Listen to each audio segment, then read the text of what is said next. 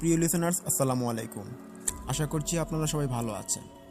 আজকে আমি আপনাদের মাঝে যে ঘটনাটি শেয়ার করতে যাচ্ছি, সেই ঘটনাটি আজকে অত্যন্ত ভয়াবহ রূপ নিতে চলেছে। তাই অনুরোধ থাকবে আজকের ঘটনাটি কোনো রকম স্কিপ না করে পুরোটা শোনার জন্য। আমি আশা করি আজকের এই ঘটনাটি আপনাদের অনেকটা ভালো লাগবে। তো আমি আর দেরি না করেই চলে যাচ্ছি আজকের সেই ভয়ানক ঘটনাটিতে। আজকের ঘটনাটি আমার সাথে শেয়ার করেছেন আমাদের কিশোরগঞ্জের এক ভাই। ওনার বাড়ি হচ্ছে কিশোরগঞ্জ জেলার সাদুল্লাহ নামক একটি গ্রামে। ওনার নাম হচ্ছে পারভেজ মিয়া। তো আজকের এই ঘটনাটি ঘটে গিয়েছিল মোহাম্মদ পারভেজ মিয়ার বাবার সঙ্গে। তখন সময়কাল ছিল আজ থেকে প্রায় 30 বছর আগে, মোটামুটি 1994 সালের দিক দিয়ে। তখনকার সময়ে মানুষ নানান রকমের কষ্ট করে তাদের জীবনযাপন করত। তারা যে খাবার দাবার যে খেত, তারা কিন্তু খুব কষ্ট করে খাওয়া দাওয়া করতো, দিন আনতো এবং দিন খেত। তেমনই ছিলেন পারভেজ মিয়ার বাবা। পারভেজ মিয়ার বাবা তিনি পেশায় ছিলেন একজন ইটের বাটার কর্মচারী। প্রতিদিন তিনি ইটের বাটায় কাজ করেন এবং সন্ধ্যার পর তিনি বাড়িতে ফিরে আসেন। তো এরই ভিতরে ওনার সাথে ঘটে যায় ভয়ানক 7 রাত। হ্যাঁ, এটি 7টি রাতের একটি ভয়ানক ঘটনা, যে ঘটনাটি গা হিম করে দেওয়ার মতো। প্রিয় লিসেনার্স, পারভেজ ভাইয়ের যে বাবা, ওনার নাম হচ্ছে আব্দুর শফিক মিয়া। তো আব্দুর শফিক মিয়া চাচা তিনি ওইখানে ইটের বাটার রেগুলার একজন শ্রমিক ছিলেন। ওই ইটের বাটার মধ্যে অনেক দূর দূরান্ত থেকে মানুষ এসে কাজ করত। এটি এখনও ইট ভাটাটি আছে। এটি কিশোরগঞ্জ জেলার মধ্যে অনেক বড় একটি ইটের ভাটা হিসেবে পরিচিত। এইখানে কাজ করার জন্য অনেক জায়গা থেকে অনেক মানুষ আসতো এবং তারা কন্ট্রাক্টে কাজ করত এবং ওইখানেই রাত্রি যাপন করত। তো এমনই ছিলেন পারভেজ ভাইয়ের বাবা। তো পারভেজ ভাইয়ের বাবা তিনি সাধারণত যে মানুষের সাথে কাজকর্মগুলো করতেন, ওদের কাজ হচ্ছে ইটের যে আস্তরগুলো রয়েছে, ওই আস্তরগুলো তাদের পুরোটা শেষ করতে হতো। ইটের যে আস্তরটা তাদেরকে বানাতে হতো নরম মাটি দিয়ে। এইভাবেই তিনি কাজ করতেন ওই সময়টাতে। আর একটি কথা অবশ্যই বলে রাখা ভালো যে পারভেজ ভাইয়ের যে বাবা শফিক চাচা, ওই শফিক চাচা কিন্তু প্রতিদিন ওই কাজ শেষ করার পর তিনি বাড়িতে চলে আসতেন সন্ধ্যার পর পরেই। আর ওনার সাথে যে বাকি সহপাঠীরা ছিলেন, কর্মচারীরা, তারা ওইখানে থাকতো। তাদের যে খাওয়া দাওয়া হতো, ওই খাওয়া দাওয়ার বিলটা তারা ওইখানে দিয়ে দিত এবং তারা ওইখানেই রাত কাটাতো এবং পরদিন সকালে উঠে আবার কাজে লেগে পড়তো। আর শফিক চাচা যেটা করতেন, তিনি হচ্ছেন ওইখানে কিছু খাওয়া দাওয়া করতেন দুপুরবেলা, আর রাত্রিবেলা তিনি বাড়িতে এসে খেতেন। আর সারা রাত তিনি ঘুমানোর পর সকালবেলা আবার ওইখানে কাজে চলে যেতেন। তো এইভাবে শফিক চাচা প্রতিদিন ওই কাজ করতেন। তখন হঠাৎ ওইখানে একটা সমস্যা ঘটে। সমস্যাটা ছিল স্বাভাবিক, তবে এই স্বাভাবিক একটা সমস্যা অস্বাভাবিক হয়ে দাঁড়ায়। তো একটা সময় আসে যখন শীত পড়ে যায়, তখন ওই শীতের মধ্যে কিন্তু ইটের বাটায় অনেক কাজের প্রেশার থাকে। তখন বৃষ্টি বাদলা না হওয়াতে ওইখানে ইট বানানো হয় থাকে অনেক, এবং ওই ইটগুলো যে বৃষ্টির সিজন আসে ওই সময় কিন্তু ইট তৈরি করা হয় না, তখন ওইগুলো বিক্রি করা হয়। এবং ইটের বাটার মধ্যে 6-7 মাস কাজ হয় এবং 6-7 মাস কাজ হয় না, এভাবে আর কি চলে। তো এরই মধ্যে একটা সমস্যা ঘটে, যেটা হচ্ছে ইটের বাটার যে কর্মচারীরা ছিলেন, অনেকগুলো কর্মচারী কোনো এক কারণবশত কমে যায়। যাদের বাড়ি ছিল খুব দূর দূরান্তে, কিশোরগঞ্জের শেষ মাথায়, এবং কারো কারো বাড়ি ছিল যে ময়মনসিংহর দিকে। তো তারা কোনো এক কারণবশত ওই ইটের ভাড়াটা ছেড়ে দেন। তবে কী কারণে তারা ইটের ভাড়াটি ছেড়ে দিয়েছিলেন সেটা কিন্তু বলা যায় না। তো ওই শফিক চাচাকে বলা হলো যে উনি রাত্রি 8টা পর্যন্ত ওইখানে কাজ করার জন্য, যেহেতু ওইখানে যে কর্মচারীরা কমে গিয়েছে। আর ওই 8টা পর্যন্ত কাজ করার জন্য শফিক চাচাকে আলাদা বেতন দেওয়া হবে বলা হয় তাকে। তখন শফিক চাচা বললেন যে আচ্ছা ঠিক আছে। তখন শর্তগুলো পূরণ করা হলো, যেভাবে শফিক চাচাকে যে 3 বেলা খাওয়া দাওয়া, ওইটা ওই ইটের বাটার কর্তৃপক্ষ থেকে খাওয়ানো হবে, এটা ফ্রি, এবং ওনার এক্সট্রা একটা চার্জ দেওয়া হবে। তো শফিক চাচা রাজি হয়ে গেলেন যে উনি কাজ করবেন। এবং পরদিন এসে তিনি বাড়িতে বলে দিলেন যে আজকে থেকে আসবো না বাড়িতে, ওই ইটের ভাটায় থাকতে হবে এবং ওইখানে কাজ করতে হবে, দেখাশোনার দায়িত্ব রয়েছে। এমনিতেই যে কর্মচারীগুলো ছিল তারা কোনো এক কারণবশত চলে গিয়েছে, অনেক কর্মচারী। এই জন্য ইটের ভাটার মালিক আমাকে এবার দায়িত্ব দিলেন যে ইটের ভাটাটা আমার যাতে নিজের মনের মতো যাতে সামলাতে পারি। তো এত বড় একটা সুযোগ দিয়েছে, আমি এটাকে হাতছাড়া করতে পারি না। আবার এখানে অনেকটা লাভ হবে বলে আশা করা যায়। এই ভেবে শফিক চাচা ওনার বাড়িতে বলে দিলেন যে 1 মাস তিনি বাড়িতে আসবেন না। এই বলে তিনি পরদিন বাড়ি থেকে বের হলেন। তখন সঙ্গে ওনার অনেকগুলো কাপড় চোপড় এবং অনেক প্রয়োজনীয় জিনিসপত্রগুলো যেগুলো ছিল সেগুলো তিনি নিয়ে বাড়ি থেকে বের হলেন। তখন একটা কাণ্ড ঘটে, যেটা হচ্ছে শফিক চাচার যে ছোট একটা মেয়ে ছিল, ওই ছোটো মেয়েটা ওনাকে বললেন যে বাবা তুমি যেও না। তখন শফিক চাচা জিজ্ঞেস করলেন যে কেন মা, কী হয়েছে? তখন ওই মেয়েটা হঠাৎ কান্না শুরু করে দেয়। তো তার কান্নার রহস্যটা কেউ জানতে পারেনি। তারপর যেতেই যেহেতু হবে, তখন শফিক চাচা সবার কাছ থেকে বিদায় নিয়ে তিনি রওনা দেন ইটের ভাটার উদ্দেশ্যে। ইটের ভাটার পথটা ছিল শফিক চাচার বাড়ি থেকে প্রায়, যদি হেঁটে যাওয়া হয় তাহলে অনেকটা হাঁটতে হয়, 15 থেকে 20 মিনিট হাঁটার পর ওই ইটের ভাটার যে রয়েছে ওইখানে যাওয়া যায়। তো শফিক চাচা বরাবরের মতোই ওই দিন হেঁটে হেঁটে যাওয়া শুরু করে এবং যেতে যেতে ওনার ওই দিন প্রায় 10টা বেজে গিয়েছিল, এরকম একটা সময় হয়ে গিয়েছিল যে মানে একটু দেরি হয়ে গিয়েছিল তাদের। কিন্তু একটু সকাল সকাল যেতে হয় ইটের ভাটাতে। দেরি হওয়াতে ইটের ভাটার মালিক জিজ্ঞেস করলেন যে শফিক তোমার কি হয়েছে, দেরি করলা কেন আজকে? তখন বললেন যে আসলে 1 মাসের ছুটি নিয়ে আসছি, তো বাড়িতে একটু বললাম, সবাইকে বলে আসলাম যে 1 মাস আসবো না, এর জন্য একটু দেরি হয়েছে। আবার ছোটো মেয়েটা একটু বায়না ধরলো, তাকে নিয়ে দোকান থেকে মজা কিনে দিয়ে আসলাম, এই জন্য একটু দেরি হলো।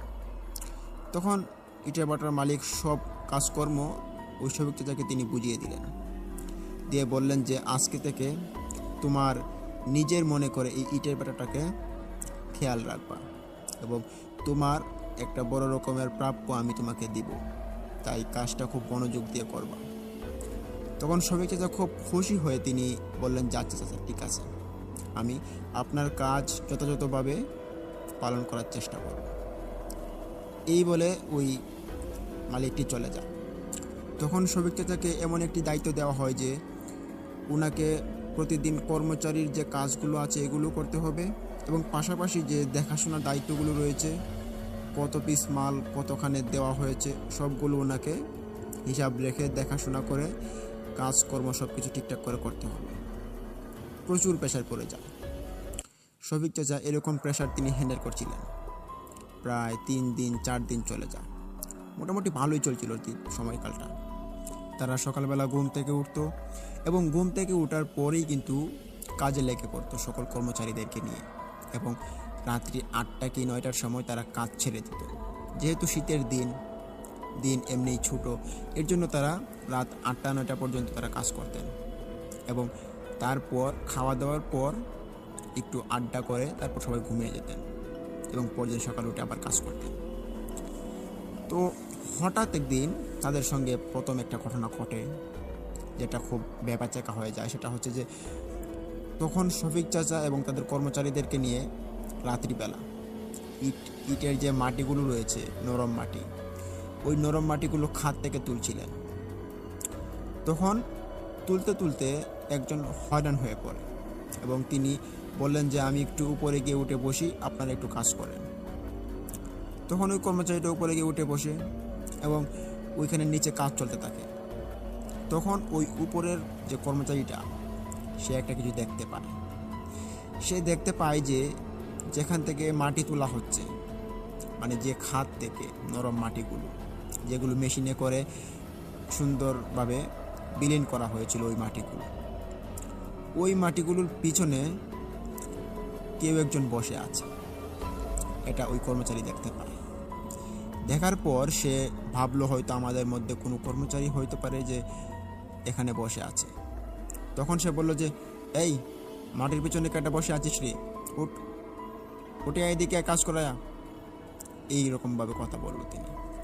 কিন্তু তার এই কথাবার্তা শুনে ওই ছায়ামূর্তি মানুষটা কোনো রকম আওয়াজ, শব্দ বা নাড়াচাড়া কিছুই করলো না। এটা দেখে তিনি একটু অবাক হন এবং নিচে তাকা যে খাত থেকে যে মাটি তুলছিলেন শফিক চাচা এবং তাদের আরও দুজন কর্মচারী, এক একটা খাদে 3 জন কি 4 জন করে কর্মচারী থাকত। তখন ভিতর থেকে শফিক চাচা বলে উঠলেন যে, কিরে মনা, তুই কি পাগল হয়ে গেলি নাকি? রাত্রিবেলা কার সঙ্গে কথা বলিস? এখানে আমরা 4 জন ছাড়া তো আর কেউ নেই, বাইরে কি কেউ এসেছে? তখন মনা বলে ওঠে যে, আরে চাচা দেখো না, ওইখানে কেউ একজন বসে আছে, কালো দেখাচ্ছে কিন্তু শব্দ করছে না। তখন শফিক চাচা বলেন যে, একটু হাসলেন, হেসে বলেন যে, কি বলছিস তুই মনা, কে বসে থাকবে? দেখ তোর বউ হয়তো বসে আছে।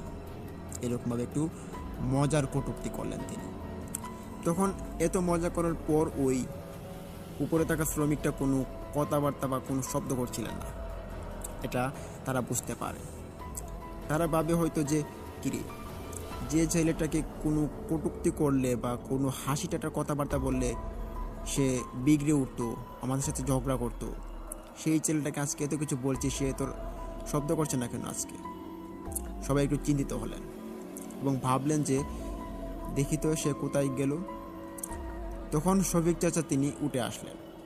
ওঠার পর তিনি দেখতে পারেন যে ওই কর্মচারীটা সে অজ্ঞান হয়ে পড়ে আছে।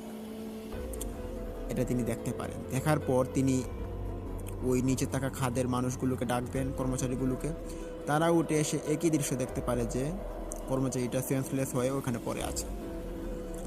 তখন তাকে দৌড়াদৌড়ি করে ওইখানে রুমের ভিতরে নিয়ে যাওয়া হয় যেখানে তারা ঘুমাতেন রাত্রিবেলা। ওইখানে ওই ছোট ছোট ইট দিয়ে আর কি হাফ বিল্ডিংয়ের মতো উপরে টিন ছিল, ওই রকম ছোটো ছোটো ঘর বানানো হতো যেখানে ইটের বাটার শ্রমিকরা থাকতো। ওই ঘরে নিয়ে যাওয়া হয়। যাওয়ার পর ওই ছেলেটা যখন জ্ঞান ফেরানোর জন্য সবাই প্রস্তুতি নেয় যে পানি ছিটায় মুখে এবং তাকে ডাকাডাকি করা হয়, তখন ওই ছেলেটার হঠাৎ করে জ্ঞান ফেরে। জ্ঞান ফেরার পর সবাই যা দেখতে পেল যে ওই ছেলেটার চোখ সবুজ হয়ে আছে এবং ছেলেটা অদ্ভুত দৃষ্টিতে সবার দিকে তাকাচ্ছে। এটা শফিক চাচা দেখতে পারেন এবং তিনি বুঝতে পারেন যে তার লক্ষণটা বেশি ভালো ঠেকছে না। তিনি বললেন যে, এই সবাই ঘর থেকে বেরিয়ে যাও, তো একটু বেরিয়ে যাও। এই বলে তিনি সবাইকে ঘর থেকে বের করে দিলেন এবং তিনি ওই ছেলেটার কাছে এসে বসে বলেন যে, কিরে, তোর কি হয়েছে? চোখ সবুজ কেন? তখন ওই ছেলেটা আচমকা লাফ দিয়ে বিছানা থেকে উঠে বলে যে, কি বলছেন চাচা, আমার চোখ সবুজ? সবুজ হবে কেন? তখন বলেন যে, হ্যাঁ, তোর চোখ সবুজ। কোথায় দেখবি? আয়নাও তো নেই, দাঁড়া। তখন ওই শফিক চাচা তিনি একটা মগের মধ্যে ভর্তি করে পানি নেন। পানি নেওয়ার পর একটু আলোতে তিনি তার মুখটাকে নিয়ে যান এবং বলেন যে, দেখ, ওই পানিতে তোর ছায়ামূর্তি ভাসছে, তোর চোখ সবুজ হয়ে আছে। তখন ওই পানির উপরে ছায়াটা দেওয়ার পর যা দেখলেন তারা যখন ওই পানিটা ওই ছেলেটার মুখের কাছে নিয়ে আসলেন, ওখানে কিন্তু শুধু শফিক চাচাই ছিলেন। তিনি দেখতে পান ওই ছেলেটার যে ছায়ামূর্তিটা ছিল সেটা ওই ছেলের মুখ নয়, সেটা কোনো এক দানবের মুখ হয়ে গিয়েছে। খুব ভয়ঙ্কর দেখাচ্ছিল, পিশাচ যেন ওই মুখটাকে ঘিরে নিয়েছে এবং ওই পানিতে দেখাচ্ছিল যে ওই মুখ থেকে বেয়ে বেয়ে রক্ত টপ টপ করে পড়ছে। এটা দেখতে পায় ওই ছেলেটা নিজের মুখে নিজের যে ফেস কাটিংটাকে সে চিনতে না পেরে সে পানির পাত্রটাকে সে জুড়ে ফেলে দিয়ে চিৎকার শুরু করে দেয়। তার চিৎকারে সব মানুষ ওই ঘরের ভিতরে প্রবেশ করে এবং জিজ্ঞেস করে, কি হয়েছে? তখন শফিক চাচা বললেন যে, এই কিছু হয়নি, যাও তোমরা চলে যাও। তখন ওই ছেলেটাকে বললেন যে, দেখ, তোকে হয়তো কোনো খারাপ কিছু ভর করেছে, কাউকে বলবি না, তোর নিজের কাছেই এই ঘটনাটা চেপে রাখ, এটাকে আমি দেখছি কি করা যায়। তখন শফিক চাচা ওদেরকে মানা করার কারণ ছিল যে যদি তারা জানতে পারে তাহলে সেটির খারাপ রিপুটেশন আসবে। এমনিতেই ওইখানে ইটের ভাটাতে অনেক মানুষই থাকতে চায় না। প্রথমত সবাই দৌড় দিয়ে আসে, তবে আসলে লাভ হবে না। ওইখানে মানুষ কিছুদিন কাজ করার পর কিছু একটা আলামত পায় এবং সবাই গাট্টি গোছলা গুছিয়ে বাড়িতে চলে যায়। এই বিষয়টিরও কিন্তু একটা জোরালো কারণ রয়েছে। তো এর কারণেই কিন্তু শফিক চাচা মানা করলেন যে ওই ছেলেটাকে যাতে কাউকে কিছু না বলে। তখন শফিক চাচা যেটা করলেন, ওই ছেলেটাকে ঘরে শুয়ালেন এবং শোয়ানোর পর তিনি বাইরে থেকে দরজাটা লক করে দিয়ে সবাইকে নিয়ে অন্য রুমে চলে যান।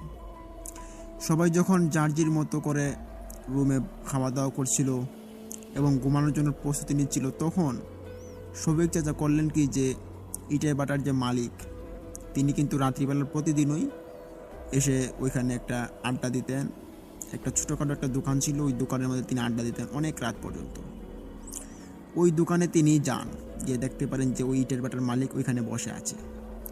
তিনি প্রথমে গিয়ে সালাম দিলেন, আসসালামু আলাইকুম উস্তাদ, আজকে তো একটি খারাপ ঘটনা ঘটতে চলেছিল। ওনার কথা শুনে জিজ্ঞেস করলেন যে কেন, কি হয়েছে? তখন শফিক চাচা ওই ঘটনাটা খুলে বললেন। তখন ওই ইটের ভাটার যে মালিক, তিনি কি করলেন, একটা কবিরাজকে নিয়ে আসলেন। আনার পর ওখানে ওই ছেলেটাকে কিছু জার ফুক করলেন রাত্রিবেলা। অনেক কর্মকাণ্ড হয়েছিল তখন। পরদিন সকালবেলা ওই ছেলেটা ভালো, সকালবেলা আবার দিব্যি কাজ করছে। এটা দেখার পর সবাই ভাবছেন যে কি ব্যাপার, ছেলেটা কালকে এরকম একটা ঘটনা ঘটেছে, সে দেখলাম খুব দুর্বল এবং অসুস্থ হয়ে পড়েছে, আজকে আবার কত সুন্দর মতো কাজও করছে দেখা যাচ্ছে, না ছেলেটা খুব ভালো। এই বলে সবাই জার্জির মতো করে আবারও কাজ করা শুরু করে। কিন্তু ওইটা যে একটা খারাপ লক্ষণ ছিল সেটা কিন্তু কেউ ধরতে পারেনি। ওইখানে মহিলা সহ পুরুষ অনেক মানুষই কিন্তু কাজ করত, বেশিরভাগ মহিলাই ছিল অধিকাংশ। কেননা ওই মহিলাদের কাজ ছিল ইটের যে আস্তরটা আছে ওইটার ভিতরে নরম মাটিগুলো চেপে দিয়ে ইটের আবরণটা তৈরি করা এবং ইটগুলোকে উল্টানো, রোদে শুকানো, এরকম কাজ ছিল আর কি। তখন সবাই যার মতো কাজ করে করতে করতে প্রায় সন্ধ্যা গড়িয়ে আসে, আবারও আগের দিনের মতো।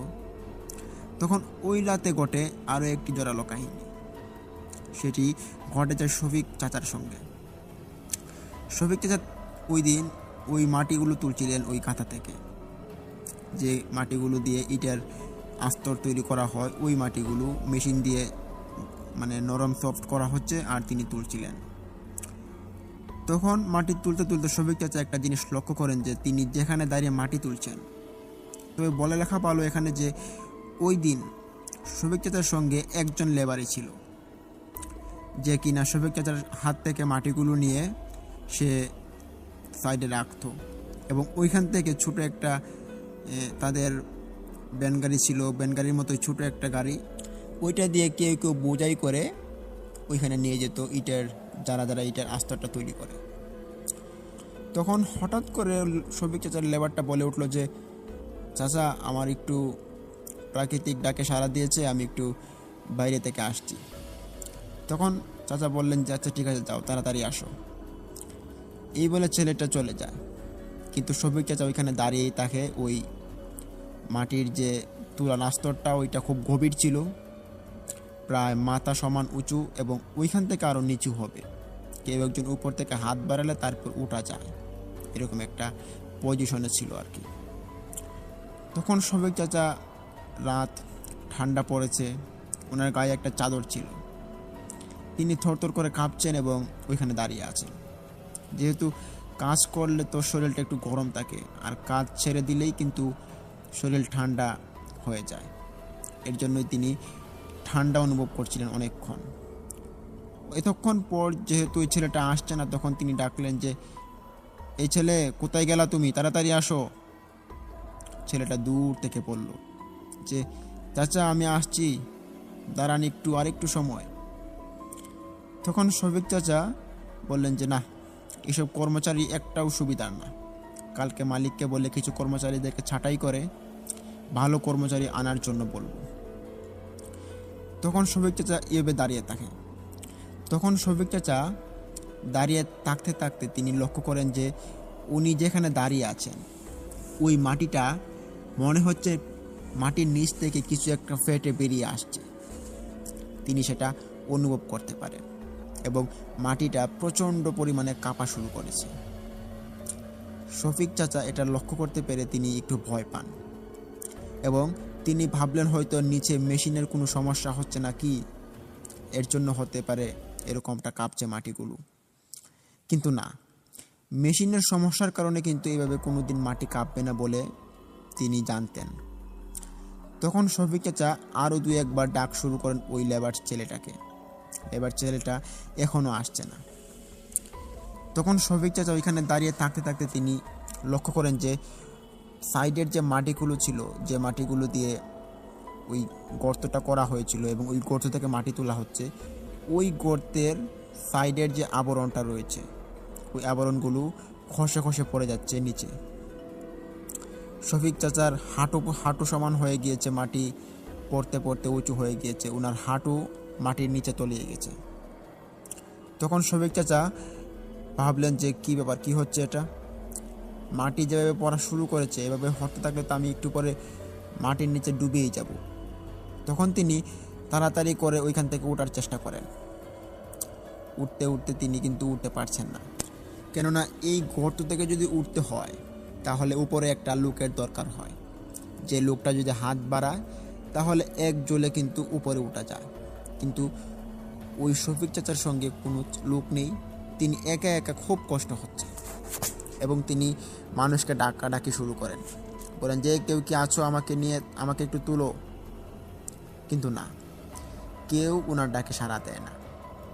তখন শফিক চাচা হঠাৎ লক্ষ্য করতে পারেন যে ওনার যে পা যেগুলো মাটির নিচে তলিয়ে আছে, ওই পাগুলো ধরে মাটির নিচ থেকে কেউ একজন তাকে টানছে। মনে হচ্ছে কেউ একজন এসে শফিক চাচার পা দুটোকে টেনে হিঁচড়ে মাটির নিচে নিয়ে যাওয়ার চেষ্টা করছে। এই অবস্থা শুরু হয়েছে শফিক চাচার সঙ্গে। তিনি তখন কিছুতেই বুঝতে পারছিলেন না ওনার সাথে কী করতে চলছে আসলে। তিনি আগেও জানতেন যে এই ইটের ভাটাটা একটা দোষী ইটের ভাটা, ওইখানে আগে অনেক মানুষ, প্রচুর মানুষ মারা গিয়েছে।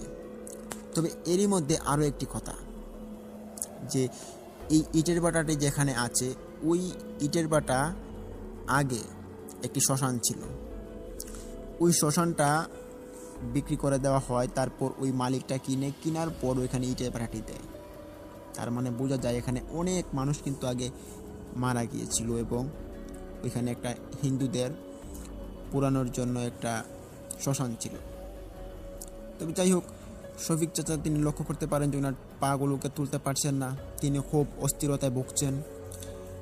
এবং একটু পর যখন ওই ছেলেটা এসে দেখতে পারে শফিক চাচা খুব নার্ভাস হয়ে আছে, এসে জিজ্ঞেস করলো যে চাচা আপনার কি হয়েছে? চাচা বললেন যে কি হয়েছে এটা পরে বলবো, তাড়াতাড়ি আগে আমাকে তুল। তখন ওই ছেলেটা খুব জোরে জোরে টানা শুরু করেন শফিক চাচার হাত ধরে, কিন্তু এত টানাটানির পরেও কিন্তু শফিক চাচাকে তোলা সম্ভব হচ্ছিল না। মনে হচ্ছিল কেউ একজন শফিক চাচাকে নিচ দিকে টানছে। আর এটা পরিমাণটা এতটাই ছিল যে শফিক চাচার প্রথমে হাঁটু সমান ছিল এবং হাঁটু থেকে পরপর চলে যায় কোমর পর্যন্ত, এতটা তোলে চলে যায়। তখন ওই ছেলেটা কিছু করতে না পেরে তিনি চিৎকার শুরু করে। ওই ছেলেটা চিৎকার চেঁচামেচি শুনে ওইখানে যে ইটের ভাটার কর্মচারীগুলো যারা ছিলেন, অনেকে ঘরে ছিল, অনেকে পাশের দোকানে ছিল, আবার অনেকে কাজ করতেছিল, তারা সবাই দল বেঁধে চলে আসে ওই শফিক চাচার কাছে। এসে দেখতে পারে এই অবস্থা। তখন সবাই শফিক চাচাকে ধরে টান শুরু করে, কিন্তু না, শফিক চাচাকে কেউই তুলতে পারছে না। মনে হচ্ছে যদি এর থেকে বেশি যদি টান দেওয়া হয় তাহলে আর কিছু হোক বা না হোক শফিক চাচার যে 2টা হাত রয়েছে এগুলো ছিঁড়ে চলে আসবে। এই কারণে 2জন মানুষ ছিলেন খুব সাহসী, তারা ভাবলেন যে নিচে নামতে হবে এবং দেখতে হবে এখানে কি হচ্ছে। তখন 2জন মানুষ নিচে নেমে পড়ে। নিচে নামার পর তারা দেখতে পারেন যে তাদের পা দুটো ওই মাটির নিচে তলিয়ে যাওয়ার মতো অবস্থা। তারা তখন শফিক চাচাকে তোলার জন্য ব্যস্ত। শফিক চাচার পা দুটোকে খুব জোর জোর করে টানা শুরু করেন, কিন্তু উঠানোটা খুবই মুশকিল ছিল। কেউ একজন নিচ দিকে টেনে হিরে চিচড়ে নিয়ে চলে যাচ্ছে মনে হচ্ছে এরকমটা। আর এদিকে শফিক চাচার চিৎকার, অট্ট চিৎকার। তখন সময় অতিবাহিত হতে হতে মানুষ অনেক জড়ো হয় এবং এক পর্যায়ে শফিক চাচার পা দুটো মুক্তি পায় ওই পরিত্যক্ত মাটির নিচ থেকে। তখন শফিক চাচাকে তোলা হয় ওই গর্তটা থেকে। তোলার পর দেখা যায় যেখানে শফিক চাচার পা দুটো আটকে ছিল সেখানে রক্ত গড়গড় করছে, কানায় কানায় পরিপূর্ণ রক্ত। তবে এটা কি শফিক চাচার পায়ের রক্ত ছিল নাকি এটা কোনো অন্য রক্ত ছিল সেটা কিন্তু কেউ বুঝতে পারছিল না। তোলার পর সবাই দেখতে পারলেন যে শফিক চাচার পা দুটো কোনো এক মানুষ, বা মানুষ বলা যাবে না, এটা তো একটা খারাপ কিছু হতে পারে, যে কিনা তার 4-5টা আঙ্গুল দিয়ে শফিক চাচার পা দুটোকে হিঁচড়ে ধরে টেনে দিয়েছে, এই অবস্থা। তবে এতখানি একটা ক্ষত থেকে যে এতগুলো রক্ত বের হবে সেটা কিন্তু কেউ বুঝে উঠতে পারে না। রক্তের পরিমাণ ছিল প্রায় 2 থেকে 2.5 কেজি, তখন মানুষ অনুমান করতে পারে। তখন সবাই চিন্তা করে যে এই কানায় কানায় রক্ত পরিপূর্ণ হওয়াটা এটা কিসের রক্ত, এবং এই রক্তটা শফিক চাচার পায়ের যে হাঁটু সমান ওইখান পর্যন্ত লেগে আছে। তখন কেউই বুঝতে পারে না এবং শফিক চাচাকে ঘরে নিয়ে যাওয়া হয়। ওনার যে ক্ষতস্থানগুলো ছিল ওইখানে ওষুধ লাগিয়ে দেওয়া হয়। তারপর ইটের ভাটার মালিক তিনি চিন্তিত হন।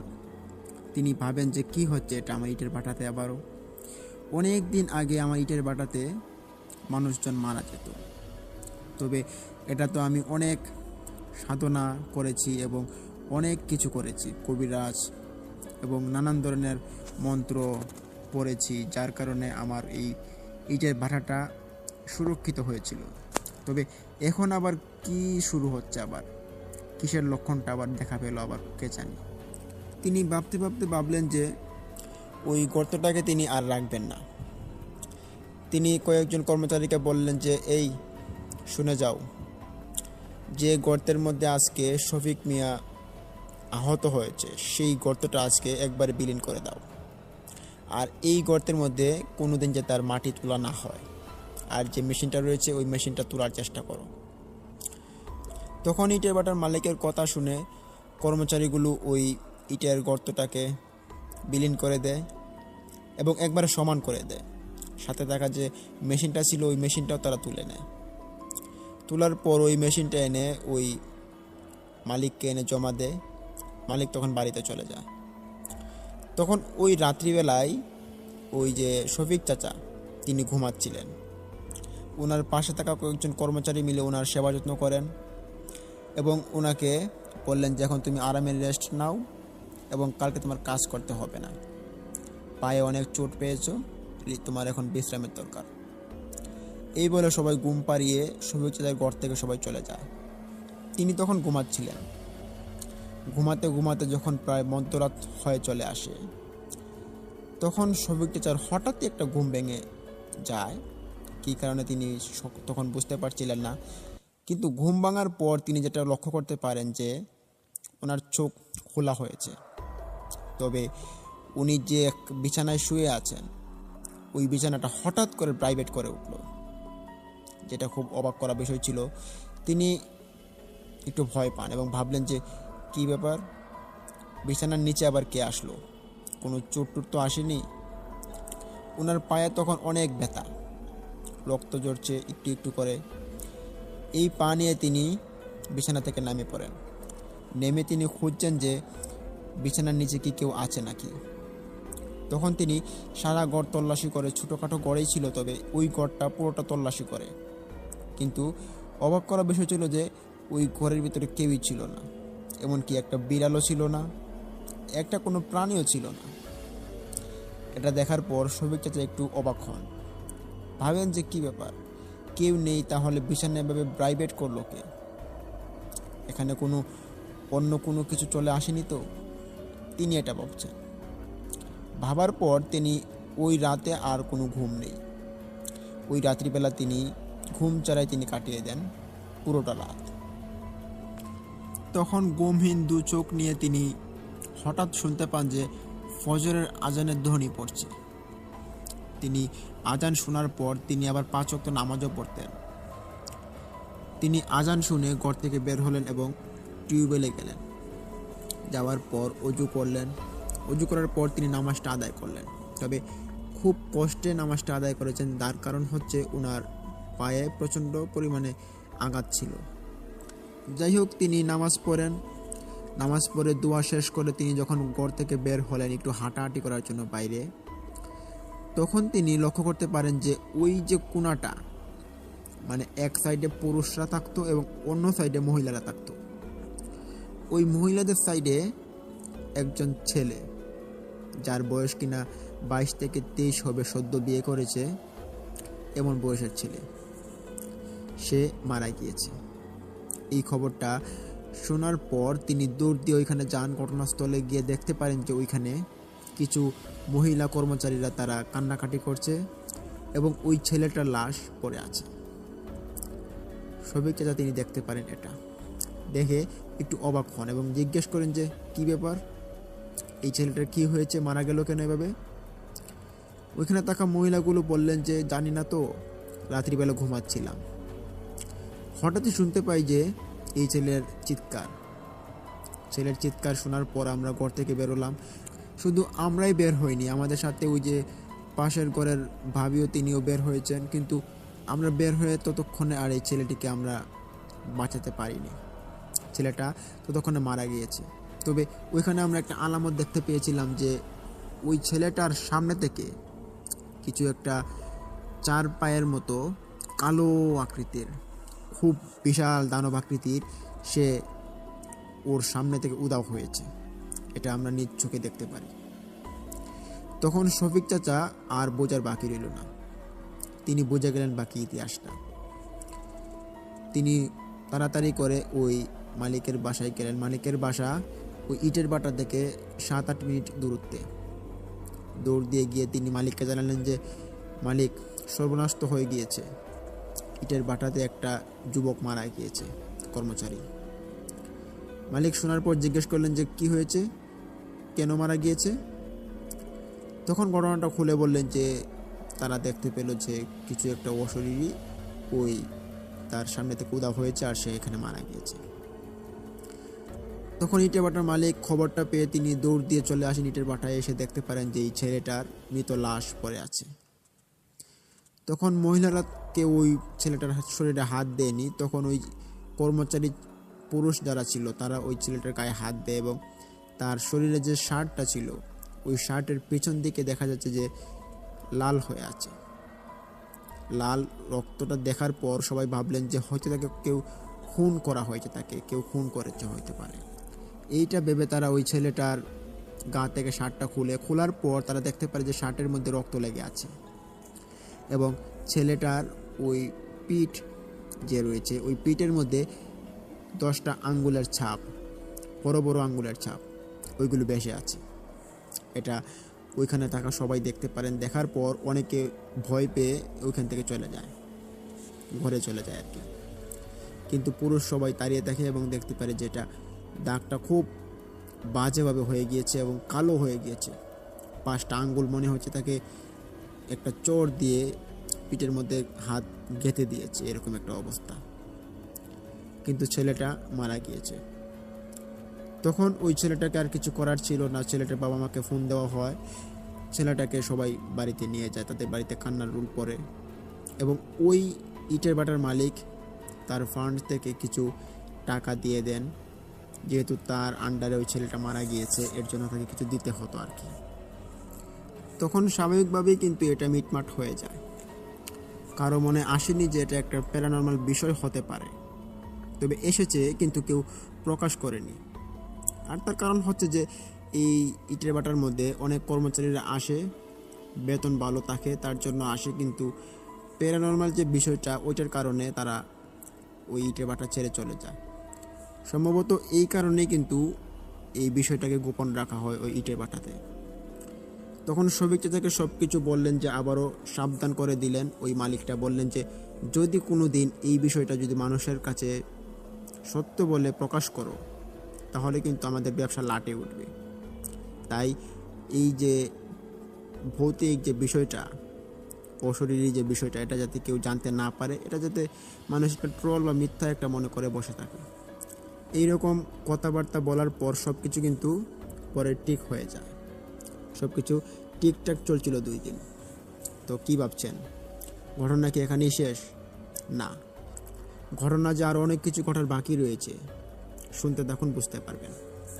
পরবর্তীতে যখন 2 দিন চলে যায়, 2 দিন চলে যাওয়ার পর শফিক চাচা বরাবরের মতোই আবারও সকালবেলা এসে কাজ করতে লাগেন। তিনি ওই সময় পাটা একটু ভালো হয়েছিল, তিনি একটা গর্তের মধ্যে নামেন। সারাদিন কাজ করেন। ওনার সঙ্গে ছিল ওই দিন 2 জন লেবার। ওই 2 জন লেবারকে নিয়ে উনি কাজ করতে থাকেন। কাজ করতে করতে দুপুরের সময় হয়, লাঞ্চ করে তারা। লাঞ্চের পর আবারও জিরিয়ে কাজ শুরু করেন। এভাবে কিন্তু কাজ করতে করতে আগের মতো আবারও সন্ধ্যা ঘনিয়ে আসে। তখন ওই সন্ধ্যায় কিন্তু হালকা কিছু ঘটলেও এত বেশি কিছু ঘটেনি, যার কারণে এটা প্রকাশ পায়নি। তবে ওই দিন কাজ শেষ করার পর যখন সবাই হাত মুখ ধুতে যায়, তখন ওইখানে একটা ছোটোখাটো পুকুর ছিল, আরও একটা টিউবওয়েল ছিল। তো টিউবওয়েলে কিন্তু হাত মুখ দেওয়াটা গ্রামে যারা থাকে আর কি, গ্রামের মানুষদের টিউবওয়েল হাত মুখ দেওয়াটা তাদের জন্য একটা অস্বস্তিকর মনে হয়। তাই জন্য তারা যে দিঘি যদি থাকে কোনো পুকুর, ছোটোখাটো পুকুর, ওই পুকুরগুলোতে তারা হাত মুখ ধুতে বেশিরভাগ ভালোবাসে গ্রামের মানুষগুলো আর কি। তখন ওই 3 জন মিলে যায় পুকুরে হাত মুখ ধোয়ার জন্য। 3 জন হাত মুখ ধুচ্ছেন। হঠাৎ করে তারা লক্ষ্য করতে পারে যে ওই পুকুরের মাঝখান থেকে বিশাল আকৃতির কিছু একটা উঠে আসার চেষ্টা করছে। তারা ভাবছেন যে কী ব্যাপার, এই ছোট একটা পুকুরে এত বড় একটা মাছের আলামত, কি করে এটা হতে পারে?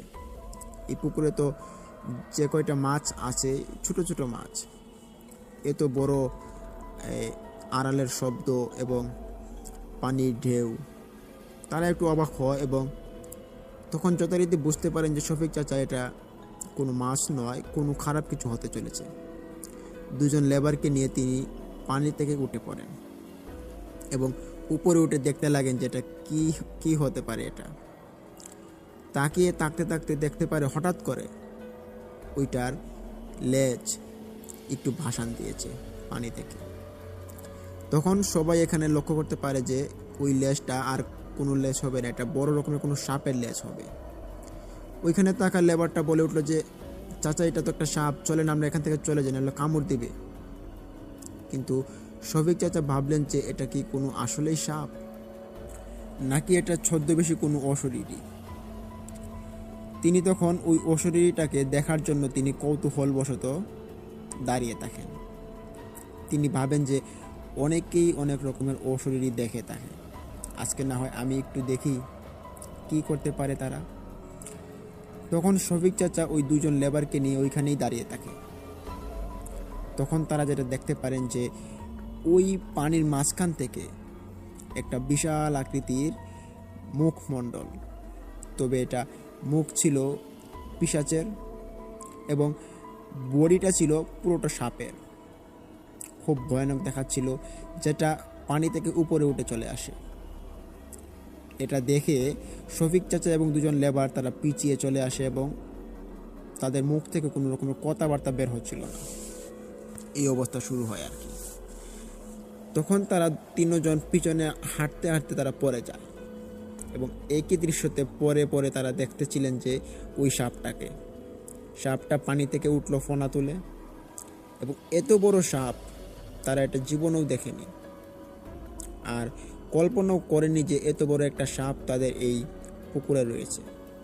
আর কল্পনা করবেই বা কী করে, এটা তো আসলে কোনো সাপ নয়, এটা একটি সাপরূপী পিশাচ।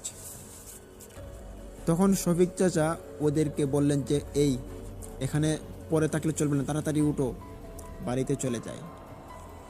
তখন তারা দৌড় শুরু করে। তবে ওই পুকুরটা থেকে তাদের যে ঘরটা ছিল, ওই ঘরটা বেশ দূরত্বে ছিল। সকল মানুষ তখন ওইখানে ঘরের ভিতরে ছিল। আর তারা কিন্তু এত চিৎকারও করছিল না, যার কারণে মানুষজন বেরিয়েও আসছিল না। তারা দৌড় শুরু করে। দৌড়তে দৌড়তে তাদের যে পুরুষের যে থাকার স্থানটা রয়েছে ওই দিকে যাওয়ার চেষ্টা করতে থাকে। আর পিছন থেকে ওই সাপটা তাদের উপর থেকে উড়ে উড়ে আসছে, ফনা তুলে আসছে। এটা তারা পিছনে ঘুরে এবং দেখতে পারে। কলিজায় এক ফোঁটা পানি ছিল না তাদের। মারাত্মক ভয়ে তারা ঘাবড়ে যাচ্ছেন এবং ওই পিছনে সাপের ধাওয়াটা দেখার পর তারা আর ভয়ের কোনো সীমা বাকি ছিল না। তখন দৌড় দিয়ে তারা তিনজন মিলে একটা রুমের ভিতরে ঢুকে পড়ে এবং ঢোকার পরেই কিন্তু ওই দরজাটা লক করে দেওয়া হয়। তখন তারা যেটা শুনতে পারেন যে ওই দরজার বাইরে ওই সাপটা আসার পর ফনা তুলে কতক্ষণ ওইখানে ফুসফুস করতে থাকে, কিন্তু ওই সাপটা ওই দরজার মধ্যে একটা টাচও করেনি, কিন্তু পিছনে ধাওয়া করেছিল বটে। কিছুক্ষণ ফুসফুস ফনা তোলার পর যখন তাদেরকে দেখতে না পেল, কেউ যখন বেরিয়ে আসেনি, তখন ওই সাপটা আবারও চলে যায়। তখন এরকম একটা শব্দে ওই সাপটা চলে যাচ্ছিল। তখন তারা বুঝতে পেরেছিল হয়তো সাপটা চলে গিয়েছে। এটা ভেবে তারা দরজা খোলার পর দেখতে পারে যে পিছনে কিছুই নেই, সাপটা চলে গিয়েছে। ওইখানে থাকা একজন মহিলাকে তারা ডাক দিয়ে বলেন যে, চাচি, আমাদের খাবারটা আজকে এই করে পাঠিয়ে দেন। আজকে আমরা তিনজন একই রুমে শুব, আমাদের খাবারটা এখানে পাঠিয়ে দিলে ভালো হবে।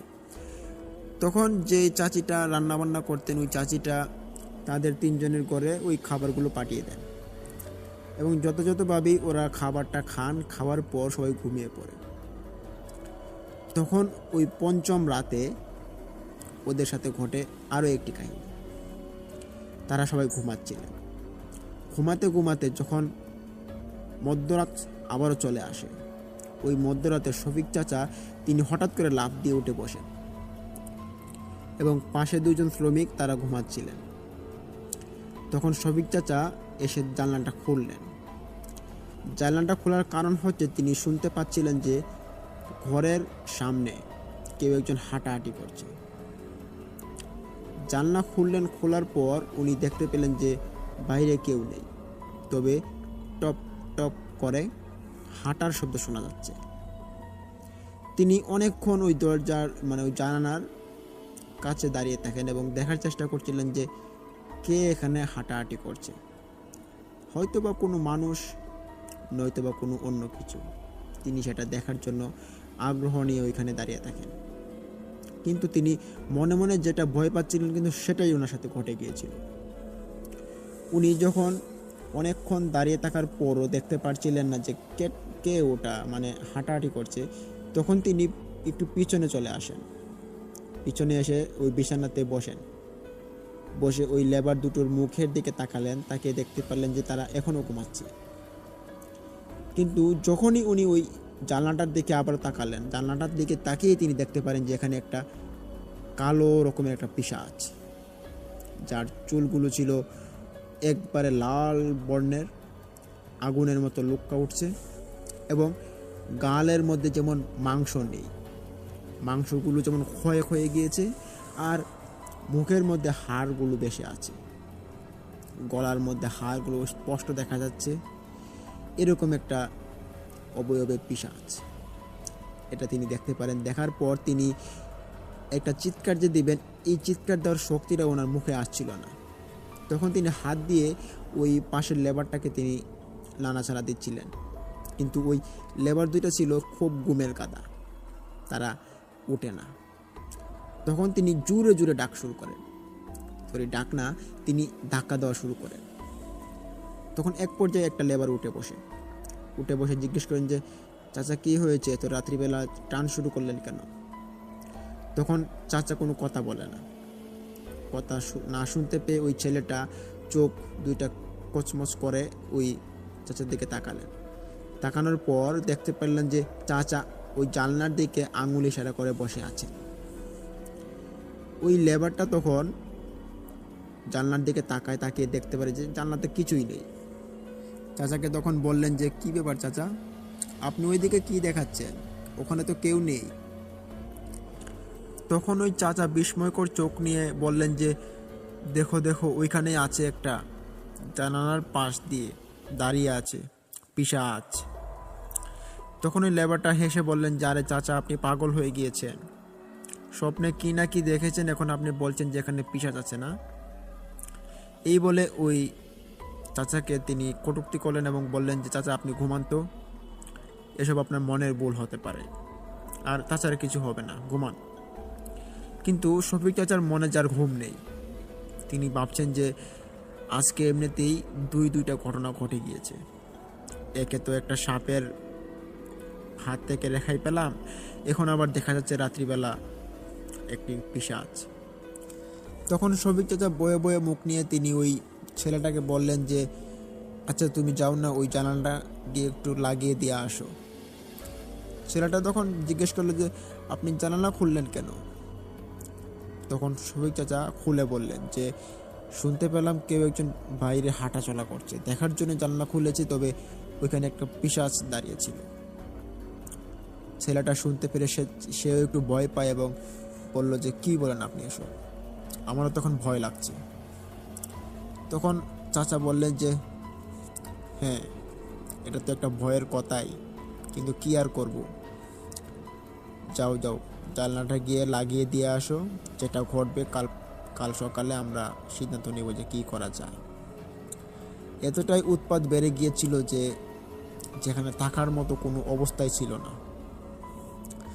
শফিক চাচা ওই রাতে ঘুম নেই, মধ্যরাত পেরিয়ে আবারও আগের দিনের মতো ফজরের আজান পরে তিনি নামাজ পড়েন। নামাজ পড়ার পর আবার ওই দিন কিন্তু তিনি যে অজু করেছিলেন, অজু করার জন্য তিনি বাইরে বের হননি, ঘরের ভিতরেই যে একটা পাত্র ছিল ওইটাতে পানি ছিল, ওই পানি দিয়ে অজু করে তিনি নামাজ পড়লেন।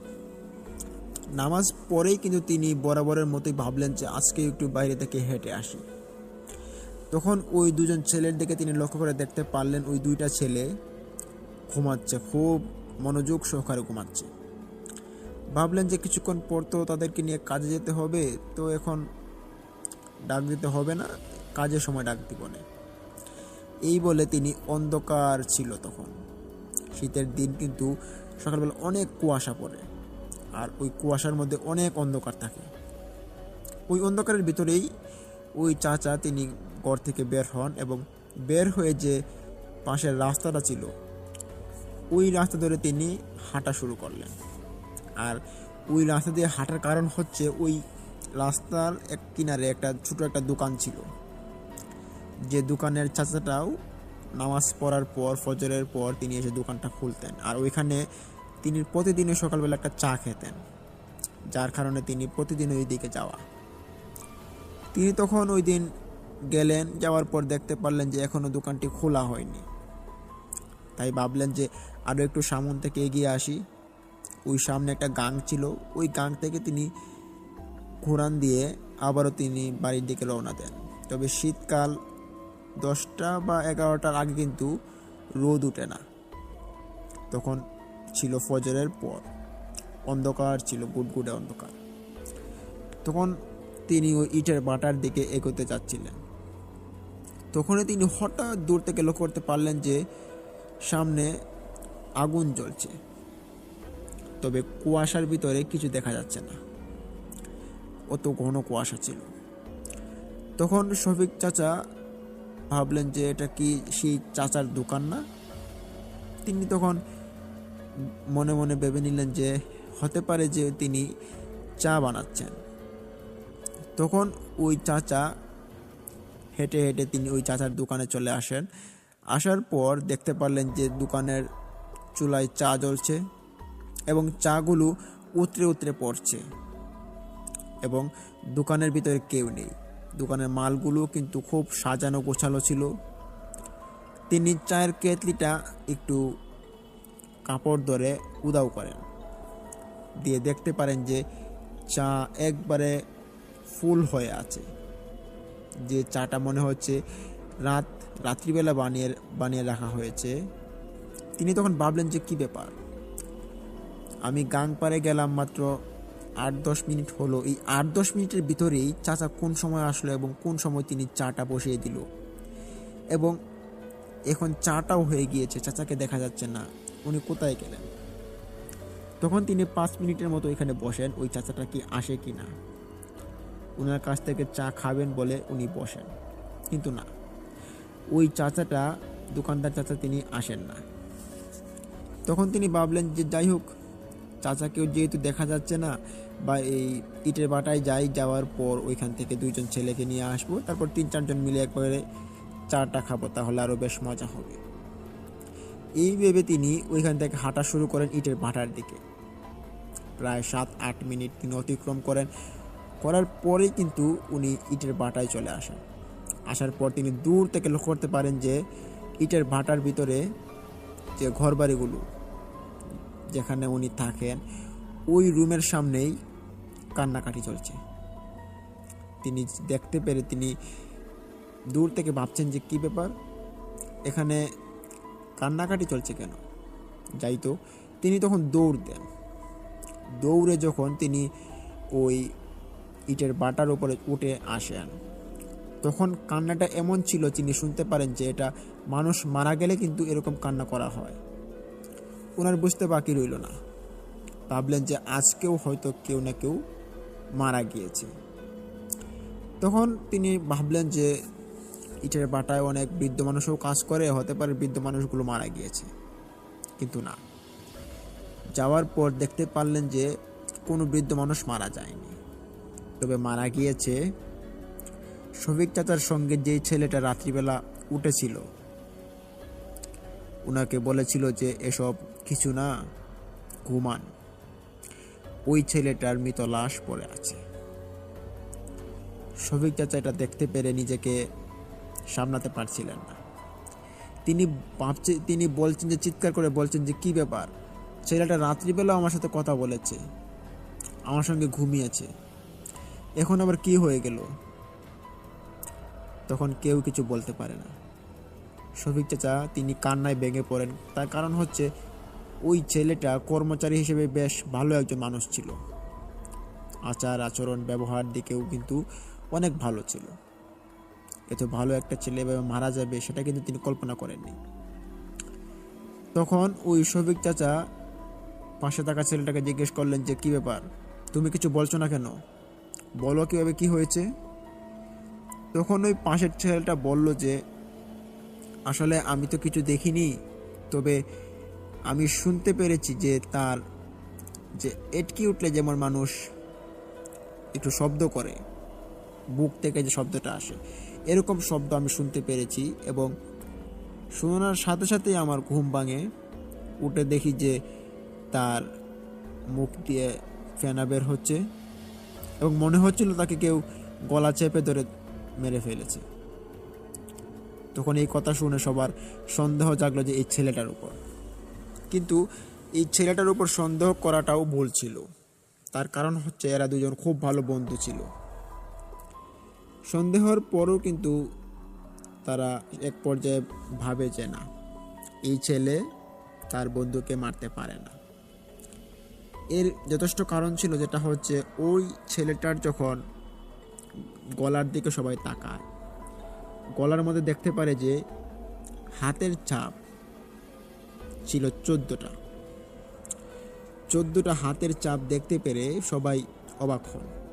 ভাবেন যে একটা মানুষ যদি গলায় চেপে ধরে তাহলে হাতের ছাপ কয়টা থাকে? 10টা। তবে এখানে দেখা যাচ্ছে যে 14টা হাতের ছাপ একই দৃষ্টিতে একই সাইজে পড়ে আছে, আবার যেগুলো কালো বর্ণ ধারণ করেছে। এখানে মনে হচ্ছে রক্ত জমাট বেঁধে গিয়েছে এবং সেই ছেলেটা মারা গিয়েছে। এবং আরও একটি জিনিস তখন লক্ষ্য করা যায় যে এই ছেলেটার ডেড বডিতে যে হাতগুলো ছিল এবং বুক ছিল, ওইটা আগে থেকে অনেকটা চেপটা হয়ে গিয়েছে। মনে হচ্ছে কেউ তার উপরে জোর করে উঠে বসে এবং বসার পর তাকে গলা টিপে হত্যা করে। এটা সবাই ভাবে, এবং ভাবার পর কিন্তু সীমাবদ্ধ ছিল না। যখন ইটের ভাটার মালিক আসে, তিনি কিছু মানুষকে নিয়ে আসেন, জ্ঞানী মানুষ। তারা পর্যবেক্ষণ করে বললেন যে এটা কোনো খারাপ লক্ষণ হতে পারে, কোনো জিন বা প্রেত বা কোনো অশরীরী তার উপর ভর করেছে এবং তাকে হত্যা করেছে। যথারীতিভাবে ওই ছেলের বাবা মাকে ফোন দেওয়া হয়। গার্জেনকে ফোন দেওয়ার পর গার্জেন চলে আসে। আসার পর সব ঘটনা শোনার পর ওই ছেলেটাকে নিয়ে যাওয়া হয়। তখন ওইখানে থাকা যে কর্মচারীগুলো ছিল, বিশেষ করে মহিলা কর্মচারী যেগুলো ছিল, তারা বলল যে আমরা এই ইটের বাটাতে আর কাজ করব না। এর যথেষ্ট কারণ হচ্ছে এই ইটের বাটাটি একটা ভূতুরে ইটের বাটা, যেখানে কদিন পরে পরেই মানুষ মারা যায়। তবে এই ইটের বাটার মধ্যে আমরা থাকি, তার কারণ হচ্ছে এখানে একটু স্যালারিটা বেশি পাওয়া যায়। তবে জীবনের ঝুঁকি নিয়ে দু কয়টা স্যালারি বেতন বেশি পাওয়ার আশায় জীবনের ঝুঁকি আমরা নিতে চাই না। তারা ইটের বাটার মালিকের কাছ থেকে ছুটি নিল এবং বলল যে আমরা এই ইটের বাটায় আর কোনোদিন কাজ করতে আসবো না। তখন ইটের বাটার মালিকটা খুব অসহায় হয়ে পড়েন। তিনি বললেন যে এ কি বলছো তোমরা যদি চলে যাও তাহলে তো আমার খুব বড় বিপদ হয়ে যাবে। আমার এত বড় একটা ব্যবসা, এটাকে তোমরা নষ্ট করে দিও না প্লিজ। আর একটা মাস থাকো, 1 মাস পরে না হয় তোমরা যাও। 1 মাসে আমরা যদি কোনো কর্মচারী ব্যবস্থা করতে পারি তাহলে না পরে যাও। এখন তোমরা চলে গেলে আমরা অনেক দিন বসে থাকতে হবে, যেটা আমাদের জন্য অনেকটা একটা লস হয়ে দাঁড়াবে। কিন্তু ওই মহিলা কর্মচারীগুলো তারা মানতে চায়নি। তখন ওই মহিলা কর্মচারীগুলোর সাথে তাদের কিছু স্বামী ছিল, যে স্বামীগুলো এখানে কর্মচারী হিসেবে কাজ করতো। ওই স্বামী এবং ওই মহিলাগুলো তারা চলে যাবে বলে সিদ্ধান্ত নেন। তখন তাদেরকে কোনোভাবে আটকে রাখা সম্ভব হচ্ছিল না, তারা চলে যায়। তবে এখান থেকে যারা যারা চলে গিয়েছিল তারাই হয়তো বেঁচে গিয়েছিল। এভাবে ওই দিনটা চলে যায়। তখন পরদিন একেবারে কর্মচারী শূন্য হয়ে পড়ে ওই ইটের ভাটা। তবে একেবারে শূন্য হয়নি, কিছু কর্মচারী ছিল। ওই কর্মচারীদেরকে দিয়ে টুকটাক কাজ, টুটকিনাটি কাজগুলো করানো হয় এবং মালিক বললেন যে পরদিন দেখি কোনো ভালো কর্মচারী যদি আমরা পাই তাহলে এনে নিয়োগ দিব আমাদের ইটের ভাটায়। কিন্তু ওই মালিকটা তিনি খোঁজাখুঁজির পরও কিন্তু কোনো কর্মচারীকে পান না। তার কারণ হচ্ছে পান, তবে কোনো কর্মচারী রাজি হন না কিন্তু ইটের ভাটায় কাজ করতে আসার জন্য। তিনি অনেক দূর দূরান্তে গেলেন, গিয়ে লোক সংখ্যা দেখার জন্য তিনি তার ইটের ভাটার কথা বললেন যে স্যালারি বেতন বেশি দেওয়া হবে, কিন্তু কেউ আসতে রাজি হয় না। তার কারণ হচ্ছে ওই যে পিশাচের অবয়ব, এই কারণটা। তো ওই দিন যেটা ঘটে যে সেটা হচ্ছে ওই রাত্রিবেলা যখন ওই ইটের ভাটার মালিকটা ঘুমাতে যান, তখন ওই ঘুমানোর পর তিনি স্বপ্নে দেখতে পেলেন একটা বিশাল কাহিনী। তিনি ঘুমাচ্ছিলেন মনের সুখে। ঘুমাতে ঘুমাতে হঠাৎ করে উনি একটা কল্পনার জগতে হারিয়ে যান। তিনি দেখতে পারেন যে ওনার চোখের সামনে কিছু একটা ভেসে উঠেছে, সেটা পানির নিচ থেকে। অনেকটা ওদের যে ইটের ভাটার মধ্যে পুকুরটা রয়েছে ওই পুকুরের মতো ছিল। তিনি দেখতে পারেন যে ওই পুকুরটা থেকে কেউ একজন উঠে আসে, এসে ওনাকে বলছেন যে এই সোহাগ গাজী, তবে ওনার নাম ছিল সোহাগ গাজী। সোহাগ গাজী নাম ধরে ডাকার পর ওই অবয়বটি বলল যে তুই যদি তোর ইটের ভাটাকে পিশাচের হাতছানি থেকে মুক্ত করতে চাস তাহলে শোন, তোকে বলি, তুই বড় বড় 2টা ষাঁড় গরু 3 রাস্তার মোড়ে, ওই যে ইটের ভাটার 3 রাস্তার মোড় যেখানে আগে শ্মশানের মোড় ছিল, ওই মোড়ের মধ্যে 2টা গরু জবাই দিয়ে রেখে আসবি। তবে 2টা গরু কিন্তু তরতাজা হতে হবে, কোনো রকমের চালাকি ধান্দাবাজি হলে কিন্তু চলবে না। আর যদি না দেস তাহলে তোর ব্যবসা চিরতরে বন্ধ হবে, এখানে কোনো মানুষ শান্তিতে কাজ করতে পারবে না। এই বলে অবয়বটি সে হাসতে হাসতে চলে গেল। তখন ওই মালিকটি এই স্বপ্ন দেখার পর তিনি লাফ দিয়ে বিছানা থেকে ওঠার পর পরিবারের কাছে তিনি শেয়ার করেন এবং সবাই সিদ্ধান্ত দিল যে হ্যাঁ তাই করা হোক, ওই গরুগুলো ওই রাস্তার মোড়েই দেওয়া হোক। তখন ইটের ভাটার মালিকের আবার বেশ বড় একটা গরুর খামার ছিল, যেখানে ষাঁড় গরু বেশিরভাগ ছিল। তিনি ভাবলেন যে এই খামার থেকে 2টা গরু যদি জবাই করে ওইখানে বুক দিয়ে দেয় তাহলে হতে পারে ভালো হবে। আর আমার যেহেতু গরু আছে সেহেতু আর গরু কেনার দরকার নেই। এই ভেবে উনি শফিক চাচাকে সাথে নিলেন এবং ওই গরুগুলো জবাই করার কাজে ওনাকে বললেন। তখন ওই শফিক চাচার হাতে গরুটা জবাই করলেন। জবাই করার পর বেশ বড় বড় করে অংশবিশেষ কাটলেন। মানুষের খাওয়ার জন্য কিন্তু ছোট ছোট করে গরুর গোস্তগুলো কাটা হয়, তবে এগুলো যেহেতু বুক হিসেবে দেওয়া হবে এর জন্য খুব বড় বড় মানে অস্বাভাবিকভাবে মাংসগুলো কাটা হয়। যাই হোক, কাটাকাটি করার পর অনেকটা মাংস হয় এবং যে বুড়িটা বের হয়েছিল ওই বুড়িটাকে পুকুরে ফেলে দেওয়া হয়, যে পুকুরটাকে তিনি স্বপ্নে দেখেছিলেন ওনার ইটের ভাটার। আর বাকি বস্তুগুলোকে নিয়ে যাওয়া হয় রাত্রিবেলা ওই 3 রাস্তার মোড়ে। তখন ওই 3 রাস্তার মোড়ে 1 বস্তা গোস্ত তিনি মাথায় করে নিয়ে যাচ্ছেন এবং ওই পাশে আছেন ওনার যে ইটের ভাটার মালিক। তারা 2জন মিলে ওই গোস্তটাকে একটা কলাপাতা বিছান, বড় রকমের একটা না কয়েকটা কলাপাতা বিছান, ওই কলাপাতার উপরেই গোস্তগুলো ঢেলে ছড়িয়ে দেন, দিয়েই তারা এগিয়ে আসছেন। তখন এগিয়ে আসার সময় একটা ভুল করে ফেলেন তারা। সেটা হচ্ছে শুনতে পারেন যে তারা যখন গোস্তগুলো ঢেলে দিয়েছে তখন সেখানে কেউ ছিল না, তারা 2জনেই ছিল এবং ওই 2জন যখন পিছন দিক থেকে হেঁটে আসছিল তখন কিন্তু বারণ ছিল যে পিছন দিকে তাকানো যাবে না।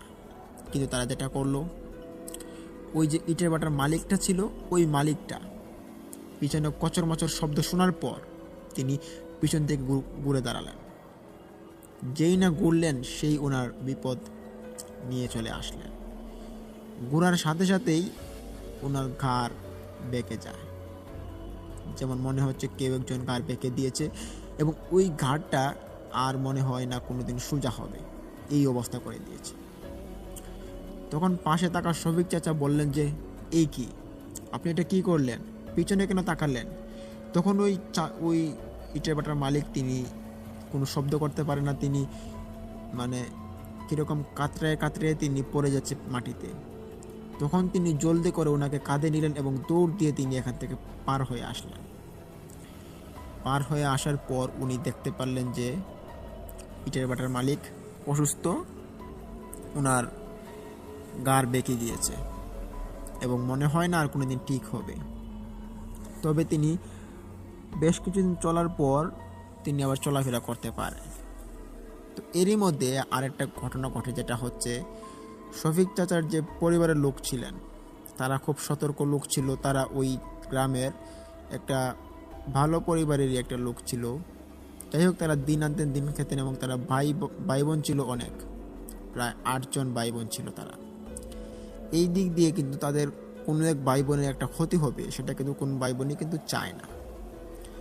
এই ঘটনা শোনার পর শফিক চাচাকে বললেন যে শফিক, তোমাকে আর ইটের ভাটায় কাজ করতে হবে না, যদি কাজই করতে হয় তাহলে অন্য কোনো ইটের ভাটায় কাজ করো কি, তবে এই ইটের ভাটায় কোনো দিন কাজ করতে হবে না। এই বলে শফিক চাচাকে এইখান থেকে ইটের ভাটার কাজটা ছাড়িয়ে দেওয়া হয়। কিন্তু এই ইটের ভাটার যে দায়িত্বটা তারপর ওই ইটের ভাটার মালিকের ভাই নেন। ইটের ভাটাটা এখনও আছে, এখনও অনেক বড় বিশাল, তবে এখন ওই বুক দেওয়ার পর আর কোনো রকমের ঘটনা ঘটে যায়নি এবং এখন সব কিছু ভালোই চলছে। তো প্রিয় লিসেনার, এই ছিল আজকের ঘটনাটি কেমন লাগলো?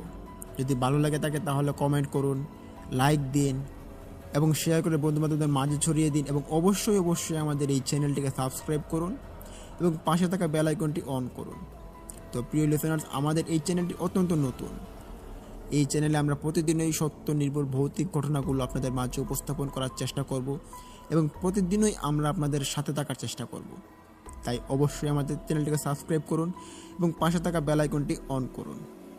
আর প্রিয় লিসেনার্স, এরই মধ্যে আরও একটি কথা আপনাদের মাঝে বলতে চাইব, যেটা হচ্ছে আপনাদের সাথে বা আপনাদের পাড়া প্রতিবেশীর সাথে বা আপনাদের পাশের গ্রামের এরকম সত্য বয়ের ঘটনা যদি আপনাদের কাছে থাকে, তাহলে অবশ্যই আপনারা আমাদের সাথে যোগাযোগ করুন। আমাদের ডিসক্রিপশন বক্সে আমাদের ইমেল অ্যাড্রেস দেওয়া আছে, ওইখানে আপনারা চাইলে রেকর্ডিং করে বা লিখে উভয়ভাবে আপনারা পাঠিয়ে দিতে পারেন।